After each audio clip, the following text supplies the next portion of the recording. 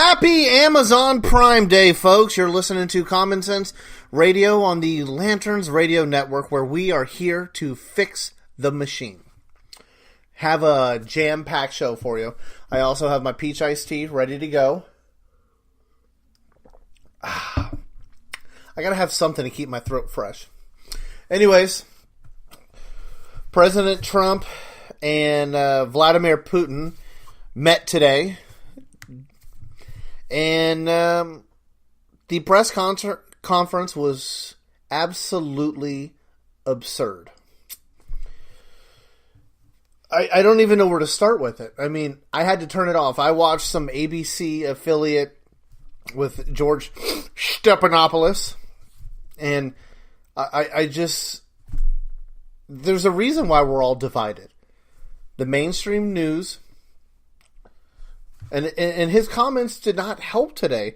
Whenever we're talking about a country that, I'm quoting Ben Shapiro's Daily Wire article, has invaded 2 sovereign states in the last 15 years, hijacked major American institutions, fostered instability in the Middle East by backing the world's worst human rights violators. You can take a guess of that. I mean, hello, they're throwing homosexuals off roofs.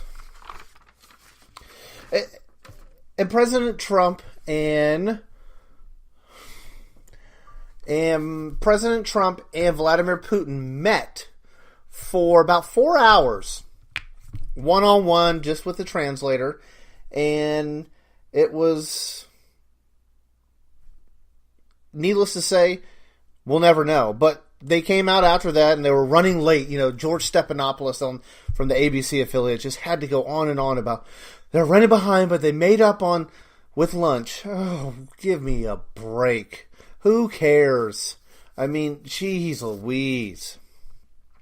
Anyways, Vladimir, who, if you aren't so familiar with President Putin over in Russia, let me just give you a little background. He's a murderer. He's ordered assassinations of political adversaries and used outlaw chemical weapons to do it. He oversees the Russian military units that shot down Malaysia Flight 17 and murdered almost 300 civilians. He's a crook and a liar. He's broken almost every agreement he has signed with the United States, including on Syria and Ukraine. He has become one of the world's richest men through embezzlement and stealing from his own people. And this... I give credit to Ben Sass, who tweeted this out before the meeting even took place. That's where we'll get to the good stuff. The press conference. Putin had to go on. Quote, bilateral relationship is going through a complicated stage. Cold War is a thing of the past. End quote. Do you like my Russian accent? I've been working on my Vladimir all week. Next thing I need to do is get on my stallion, shirtless, running around. I mean, that might help. Because, let me make it clear, Russia is never going to be described other than being evil on this program. I can assure you that. Russia, Putin, not the Russian people, the Russian government is evil. He went on to criticize the United States for withdrawing from the Iran deal. Well, yeah. Why are you criticizing us about the Iran deal? Give me a break. Yeah, because you're backing Iran. No. Don't. If I was President Trump, I would have got up there and I would have looked at Vladimir and said, I know they were already prepared marks, but I would have said to him, mind your business, Putin. Mind your business. You are not going to tell us what we're going to do with our foreign policy. And he went on and suggested that the Crimea situation wasn't a result of Russian aggression, but instead in the Ukrainian struggle. Okay. Yeah. The aggression, the aggressive tactics of the Russian army of moving tanks into the Ukraine and taking it over was not the Russian fault. It was just the Ukrainian struggle. Okay. All right. I'm just a fool. And then Trump took to the microphone for some very bizarre comments. He, quote, both countries are responsible for the deterioration in relations. I think that the United States has been foolish, Trump stated. I think we've all been foolish. We should have had dialogue a long time ago, frankly, before I got to office, and I think we're all to blame. He then made direct reference. I mean, did you hear that quote? That's unbelievable. And I think we're all to blame. I want to go back to the 2012 presidential debate between former President Barack Obama and Governor Romney, when he said the number one geopolitical threat was Russia. Governor Romney, the 1980s called and they want their foreign policy back. I gotta say, you will not hear this probably much from me right now or in the foreseeable future, but Mitt Romney was right there. Jeez Louise. And then to go on and bash our intelligence agencies? I mean, you got Trump apologist Newt Gingrich coming out and tweeting out that President Trump, you need to recant what you said and you need to make it right with the intelligence community. And I don't think the intelligence community, I mean, you look at the corruption at the DOJ, the FBI, it's been politicized over the last, 8 to 10 years. And it's not good. It's absolutely, but has been politicized. And there are still good people that are working inside these institutions. But there are a lot that, I mean, you look at the guy that was Peter Schwartz. I don't even know his name.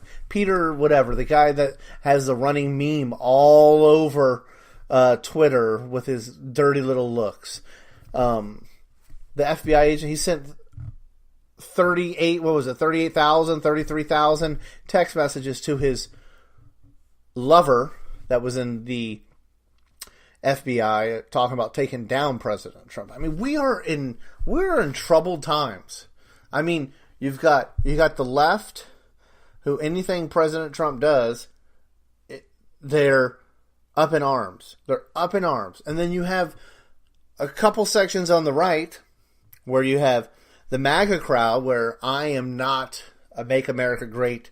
You got all these people, hashtag MAGA, hashtag Make America Great Again. Hey, America's always been great. It's not make it again. It's always been great. It always will. We have troubled times. Every nation, every person has troubled times. And then you have the conservative, people like Ben Sass, people like Rand Paul, people like Ted Cruz, that are fighting the unbelievable odds every single day. And one of the things that really got to me it actually made me laugh. It made me laugh and really made me think on this press conference was Vladimir wanted to. I want to get the exact.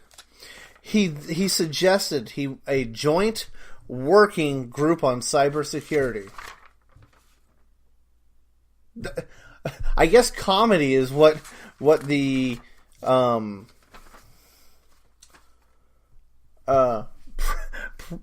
Russians think now. I mean, are you serious? Cybersecurity? You can't make this stuff up. You absolutely cannot make this stuff up. And to me, what a slap in the face.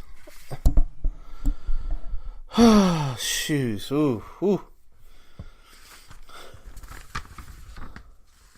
I mean, but when is President Trump going to get off his obsession with the collusion case with Mueller?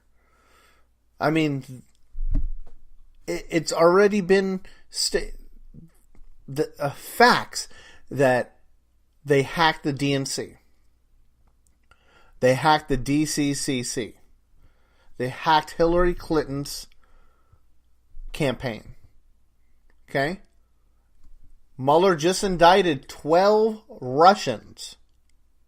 And they talked about this at the press conference, or a private meeting, and at the press conference. They talked about interrogating these Russians with Americans watching, and then they wanted to Bill Browder, who was on Beck today. He's an anti-Putin activist.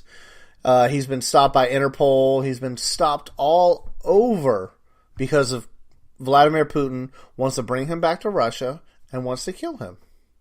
He can't do it anywhere else because he's too big of a name.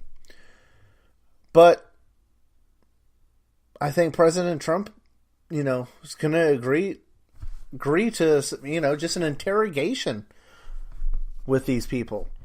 I hope he doesn't. I hope he does not agree to the anti-Putin activists being interrogated by Russians. I mean, it would be more of torture, in my opinion. Look, hey guys, here's $5. Go up and get us some Twinkies. Boom, boom, boom, boom. Oh yeah, I don't know. He's just out of breath. Of course that would happen. But again, I ask this question again. When will President Trump move forward and move on from this Mueller investigation, this collusion? It almost is consuming his entire life. And here's the thing. This whole prepared speech with Vladimir Putin, it was a disaster. Yet you have the MAGA crowd and you have your lefties who are just... A civil war's coming. I mean, we're in a soft one right now where people are just getting angry. Politics are taking over every aspect of people's lives. Not mine, I can assure you that. I got more important things. Youth sports, trying to lose a little bit of weight so I look better on camera for you guys. That's one thing I'm working on. But some people they live and breathe all of this. You have people that are tweeting out after President Trump nominated Brett Kavanaugh that never Trumpers would be okay with Hillary picking the SCOTUS pick right now. I mean, this is absolutely asinine. It's crazy, and it is absurd that someone would still be talking about never Trumpers this far into his presidency. Come on, be consistent, okay? Anyone that voted for Trump, anyone that did not vote for Hillary Clinton, obviously was excited to have her not be able to pick a justice. And for I've saw a lot of people out there. Well, the people that voted for that would not vote for Trump would be happy to see Hillary get that pick. I mean, sit there. Think about that for a second. That is the most absurd statement I've had to speak on this program ever. I mean, obviously, I told you last week I wanted Amy Barrett, but I had a bad feeling going into the announcement that he was going to pick Kavanaugh because reports were coming in that she was still in Indiana and Brett Kavanaugh was heading to the White House. And before his name was even announced, there were crowds outside the Supreme Court just protesting.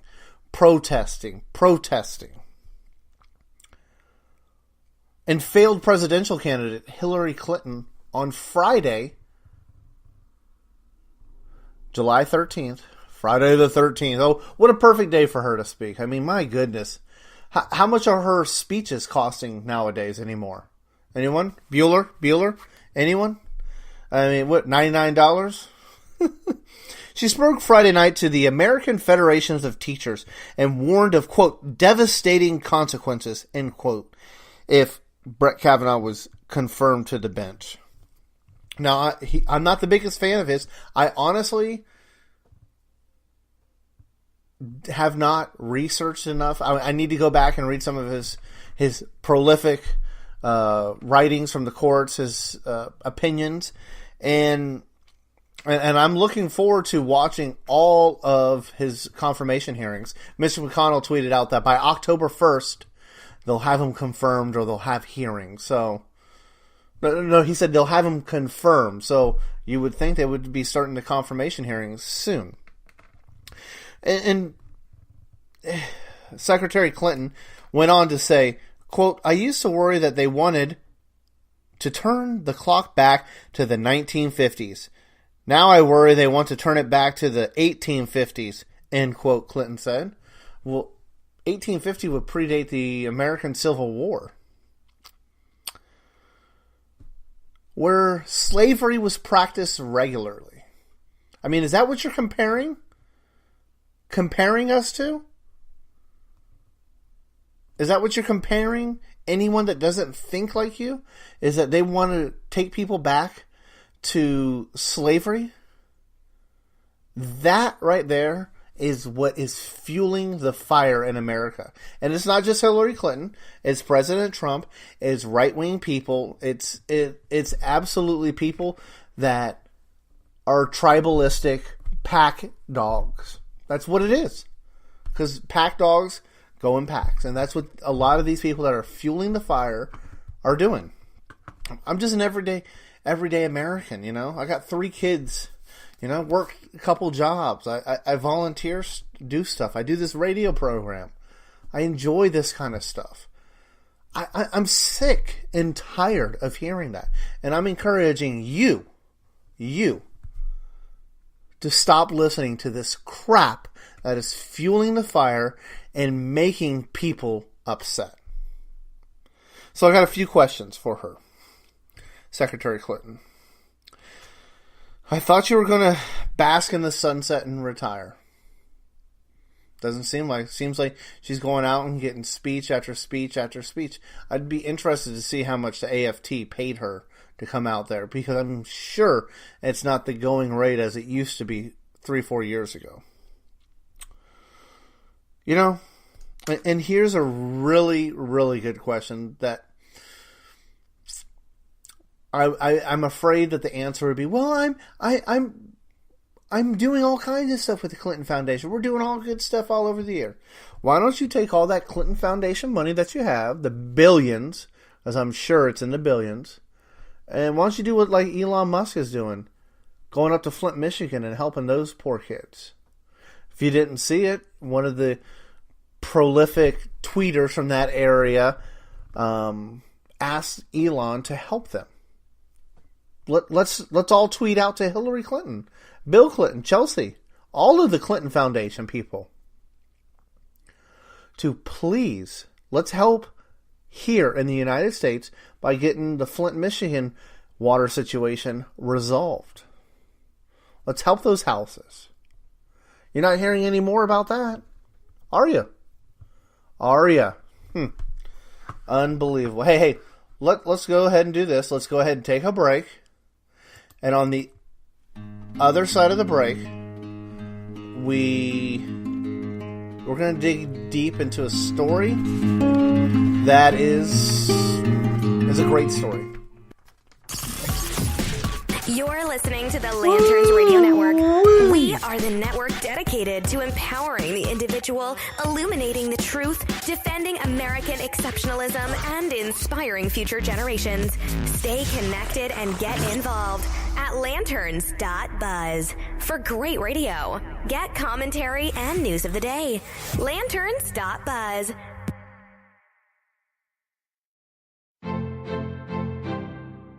In every rising of the sun, my purpose was to be thankful to be alive. I was even more thankful for the blessings that came with this life, specifically Virdis, my wife. But that came to an end when Aklavane and her minions violently took her away from me. So my new purpose in this life is to gather all the pieces of the Stone's Heart so I can defeat Aklavane and get back my bride. Join me as I travel to new worlds, making new friends and avoiding old enemies. Read more about my story in the first 2 books of the Stone's Heart series, which are now available on Amazon.com in Kindle format. The first book is The Quest for Savitvarda, and that is followed by The Heart of Pagaila. Stone's Heart is more than a fantasy and a sci-fi quest. It's me fighting to get back my precious wife, despite the overwhelming odds against me. Stone's Heart. Join, explore, and believe.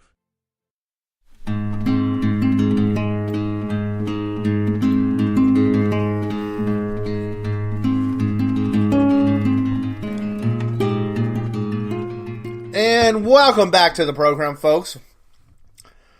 AJ Davis here, Lanterneer extraordinaire. Hey, make sure to do me a favor. I'm a prolific tweeter on.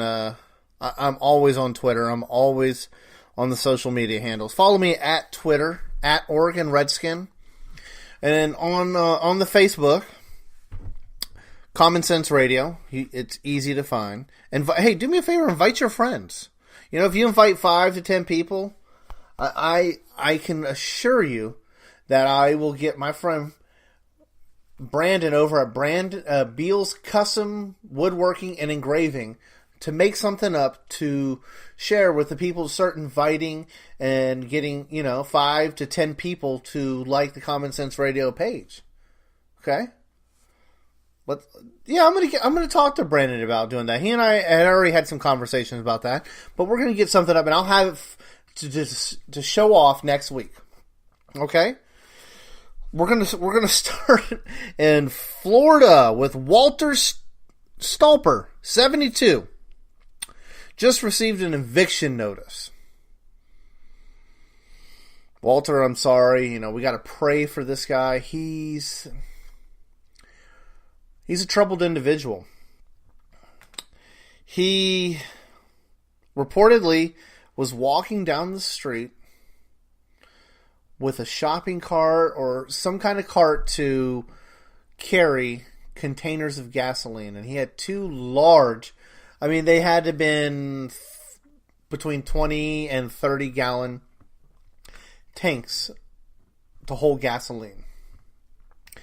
Witnesses told police they smelled gasoline from inside. They found 8 empty containers that had been filled and dropped down a trash chute from the 15th floor of this 400-plus condo. So, the mainstream media is so worried about what Trump's tweet is, what Trump did here, what Trump did this. Thank you to the Americans, to the citizens of Miami who reported this. Thank you to the police officers that took handle this. This is a big story. Could you imagine a 400 unit condo or 400 unit apartment of condos being blown up? Walter was quoted as saying, "Kill all the Jews," end quote. That's what he wanted to do. He wanted to kill all the Jews. When police investigated a little bit more, they found 28 more containers of gasoline in his apartment in a little storage area. 28. So you got 28. You've got 8 that were already empty. And then 2 that he was carrying. So he was going to create a massive bomb. And they also found other bomb-making materials along with all that. So that's 38 containers of gasoline. That would have probably blew the freaking place. I would have saw it probably in Oregon. even being a little sarcastic, but I mean, seriously, 38 gallon or 38 containers of gasoline. That to me is, I saw it on a Twitter tweet from Miami, and I started following a little more, and the police searched his apartment, finding 2 fans to assist in making the fire spread, and padlocks to lock up fire hoses to make it hard for first responders. So this guy, Walter, was thinking for maximum carnage. I mean, that's insane to me. It's absurd. So whenever you got this fire going, you had the fans just to spread the fire out all over. My goodness. That right there to me is kind of absurd. I mean, after further investigation, the police found some Nazi swastikas, and ideology was also found. Why aren't we talking about this? We are lucky the people of Miami stopped this. This was going to be a terrorist attack. It's a domestic terrorist. He was going to cause terror. Whew. Jeez Louise.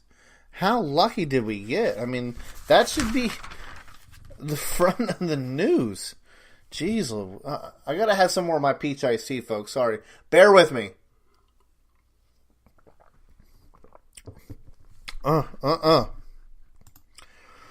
Alrighty. So, I covered the Janus ruling pretty in depth, I thought. Yeah, I could have probably worked on some things. But one thing that I saw perusing Twitter was a Twitter account by AFL-CIO leading president, whatever you want to, I don't know what you call these he's a union boss.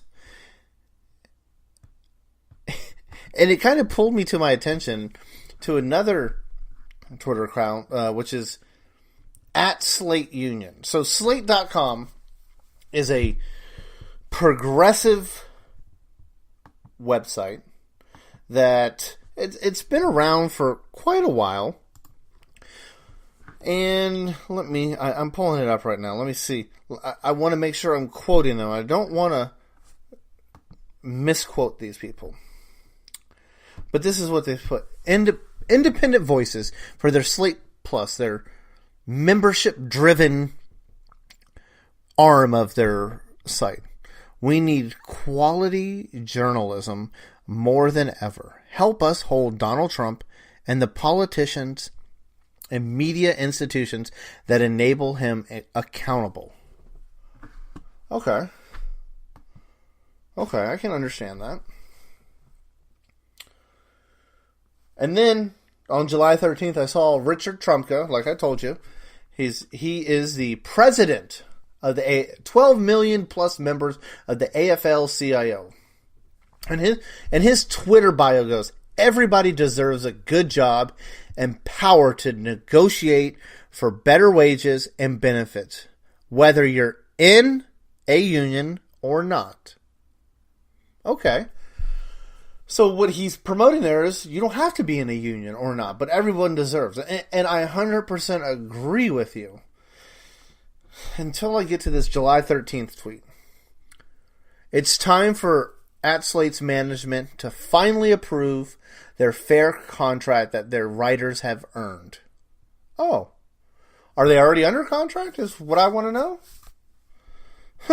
One that confides these workers union security. There it is. Union security. That's code word for having a union. The @Slate Union has the AFL-CIO's full support and 12.5 million union brothers and sisters watching their back. But, Mr. Trumpka, you just said people have a right to negotiate for better wages and security of their job with or without a union. So I'm confused here. So the @Slate Union Twitter feed, and this is the Twitter feed that he retweeted. After weeks of bargaining, we're proud to say we've made progress with management on many key issues. We're also frankly dismayed by how management has responded to one critical request. Let me guess. Is it pay? Is it benefits? What could it be? What could it be? They're rejecting our proposal for union security and our contract. In lieu of union security, management is insisting on an open shop, basically writing a right-to-work clause into our contract. That means that any union member can choose not to pay dues while still receiving full benefits from the union. Okay, I gotta stop you there. I gotta stop it there. The president of your union, your labor boss, was just saying that in his Twitter bio. Everyone has a right to that. So why not have a member not pay dues and still receive the full benefits? If this labor union is for labor, why do we have to be forced into paying these dues? And the Janus ruling is public, Slate is private, and on Slate.com there is plenty of articles destroying that awful Janus ruling. Well, hey, I'm a public employee. Pardon me. I'm excited for it, that I don't have to pay that $89 to $100 a month to people that don't represent my beliefs. Could care less. And I never see them. Unless you're going over to Human Resources, or it's on their classified or their Teachers Week or whatever. You know what I mean? You never see them. So why, my $100 a month? Give me a break. If you're for labor, if you're for the American worker, the blue-collar worker, then why should we be forced to pay these dues? Because there's plenty of people that are excited, that are happy to pay these dues. I can assure you, there will be at least half, if not more, people, especially in states like California, Oregon, Massachusetts, all over Illinois, that will be happy to pay those. I mean, I know a lot of people that are happy to pay it right now, have no problem with paying these dues. And I'm sure that 90% of these writers, these editors, these different people over at Slate.com are happy to pay that. But if people don't want to pay it, why not? Where's the equity in that? Where's the fairness? Huh? Where's the fairness in that? Oh, and then it goes on. Right to work is a fundamentally anti-union principle. It essentially introduces a tragedy of the common issues by enabling anyone who so chooses to freeload off the labor and dues of paying union members. It has the potential to sow discord amongst its members. It also, at heart, a union-busting measure. It is designed to dilute the power of unions, and this week it won a huge victory with the Janus ruling. Well, I don't understand what that has to do with anything with Slate.com, because Slate.com is a private company. Unbelievable. Slate has their Slate Plus program. It's basically their subscription side of the website, and they have 35,000 people at last check. And the first year, and you sign up for a 3-year membership. $35 for the first year and $59 annually beginning your second year. And you can cancel at any time. Well, it's like a gym membership. I mean, shoot, I know before I missed some time and it would charge you no matter what. And that's what they're hoping for. So, back in 2017, there was a committee of people that got together to try and unionize, get the vote. 90% of people that voted to unionize. But there's still that between 6 and 10% that didn't want to unionize. And they should still, support the labor, support the blue-collar worker. Labor unions are for workers. Why not support them? Tell me why not. Come on. Julia Turner, editor-in-chief, and she's at Julia Turner on Twitter. I got on her Twitter account and looked all over, trying to find the union-busting tweets, articles that she supported. No, she's trying to hire people. She tweets all about the Slate job openings and different things like that. This is supposed to be a progressive page and support. I think this might be a progressive light, or this might be they might be, practicing survival of the fittest over there, because shouldn't Slate want to give everybody birth control, want to fully pay for all their college, want to fully pay for all their health insurance, not have one bill? Oh, no. That's only for the government. That's not for Slate.com. Sorry. They don't practice what they preach. But they do have, and if any of you are legal assistants working out there, I want to let you know that they have a brand new job opening for a legal assistant. I'm sure to help with the, quote, union negotiations. And I find it just hypocritical that these people are the ones that are blasting all the cultural issues, they're all over the board for different things. I mean, look at the front of their page today. Look who's the Macaron candidate now. Trump's national security team must resign. And it just goes on and on, But they won't pay their workers a fair wage.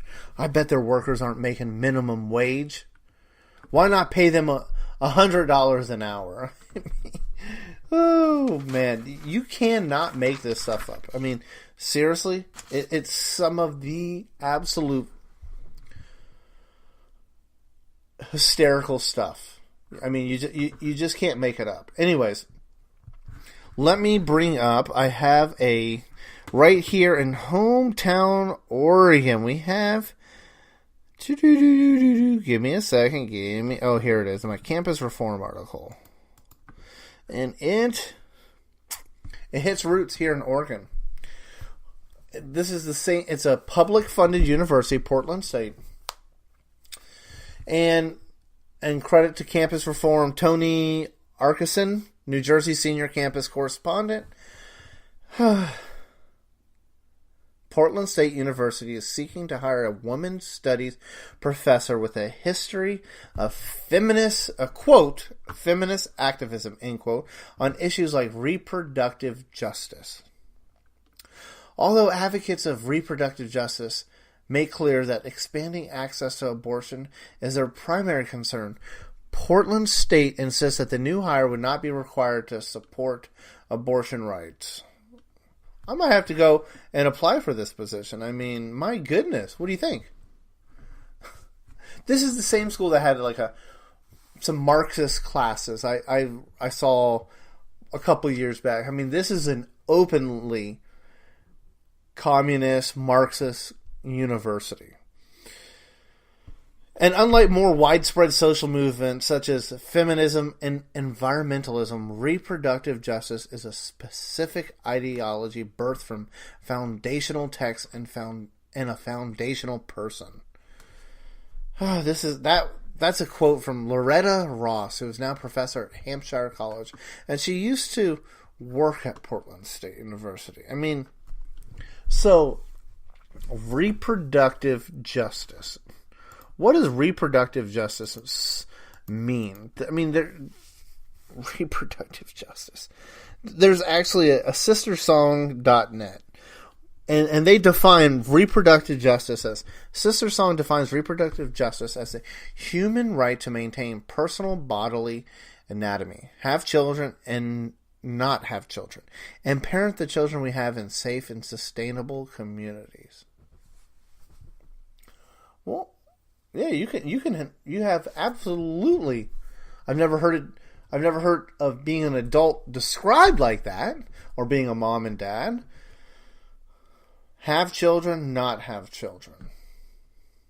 So, do you count, here's a question, do you count getting, say you're 20 weeks pregnant with a baby, do you count that as having a baby, or is it still a clump of cells? Huh? You tell me.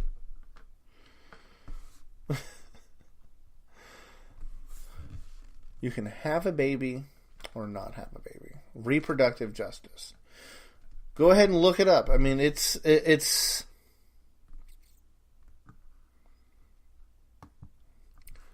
absurd. It's absurd. And on to other crazy stuff of the week. California Democratic Party rebukes Senator Dianne Feinstein and endorses challenger Kevin Leon. Folks, we are in troubled times. We are in times where up is down and left is right. Maybe it's because Senator Dianne Feinstein's getting a little too old for politics and traveling back and forth. Maybe that's why the Democratic Party of California pulled her endorsement. Or is it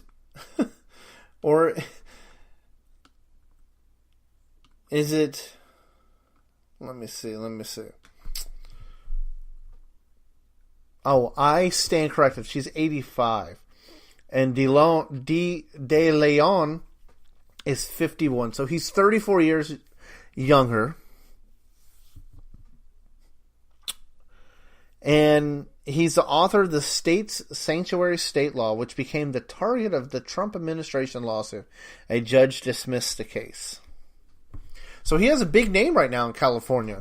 I mean, California has passed state law, sanctuary state, where they don't have to give into any kind of police force, federal police force, whenever there's any detainees, any criminals. I know it's hard to say. I know it's a scary word. But I mean, you look at the kid, the special needs girl, and her mom that was chopped up with a chainsaw.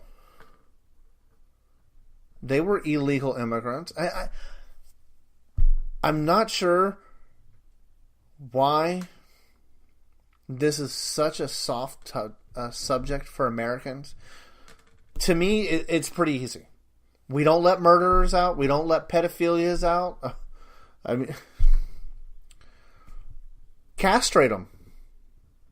Send them to prison.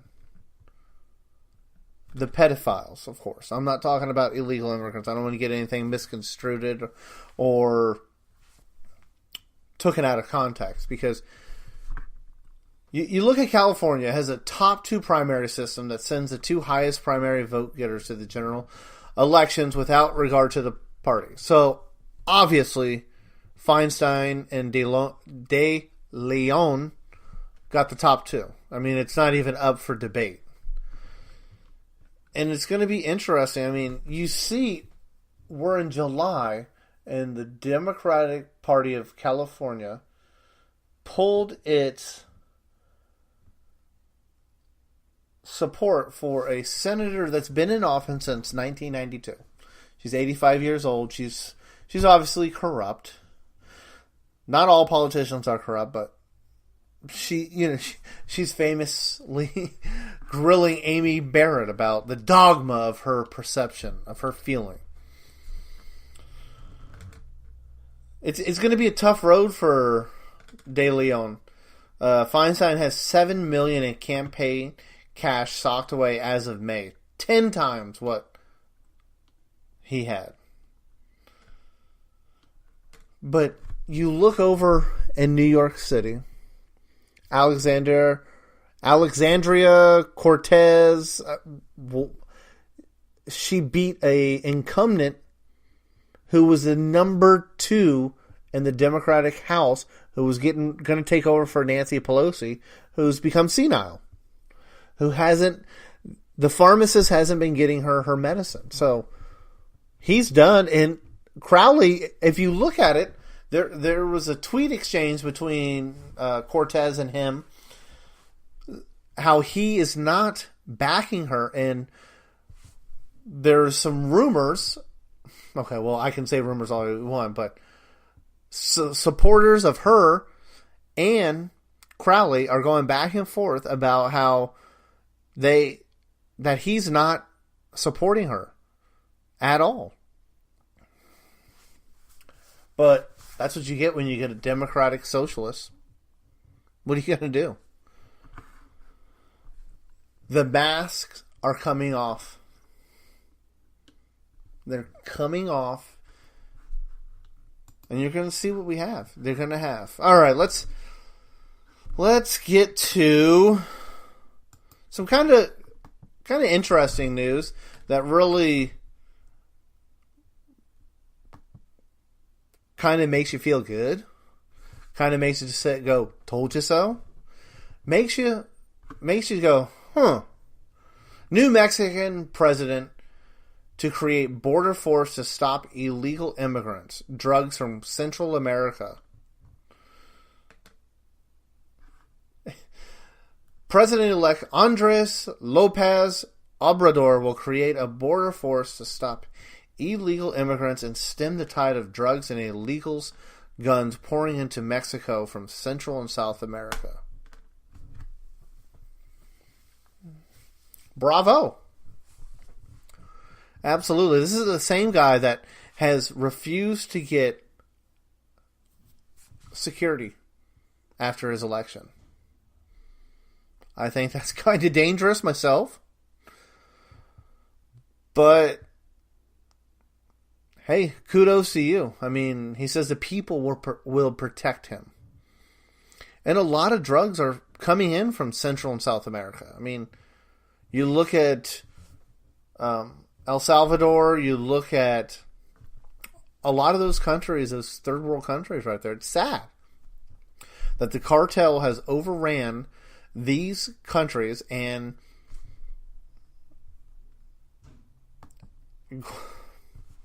I mean, and they're bringing it up, heroin, they're bringing up cocaine, they're bringing up anything that will make money to send back to the cartel.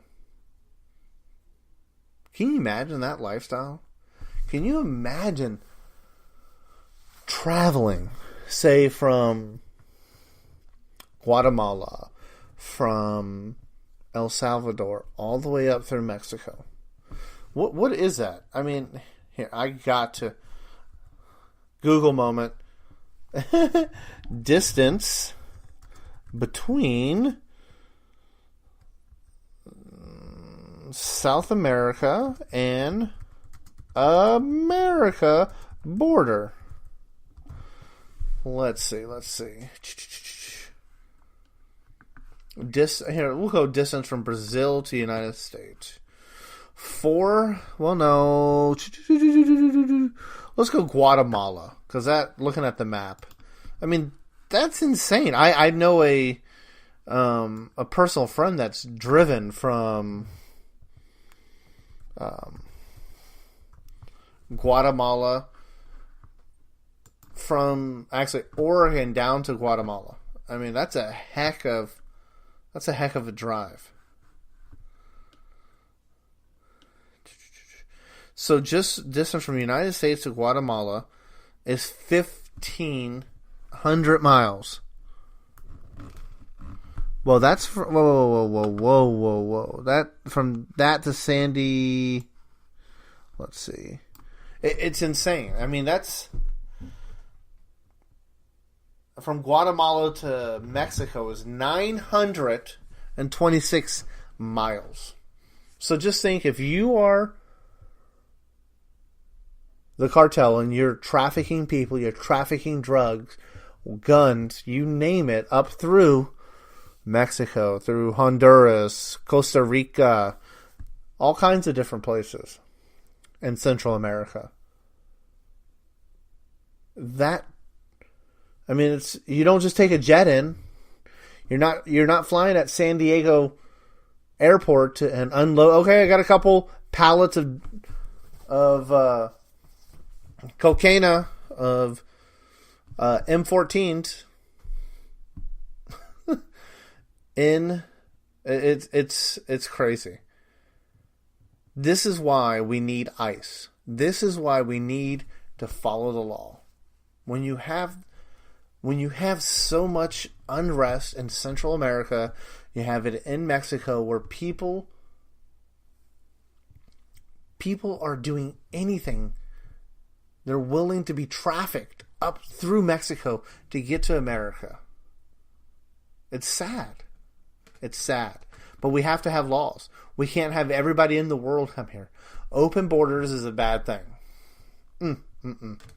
Hey, I want to just thank you all for tuning in tonight. I mean, it's just been a jam-packed show. Jam-packed.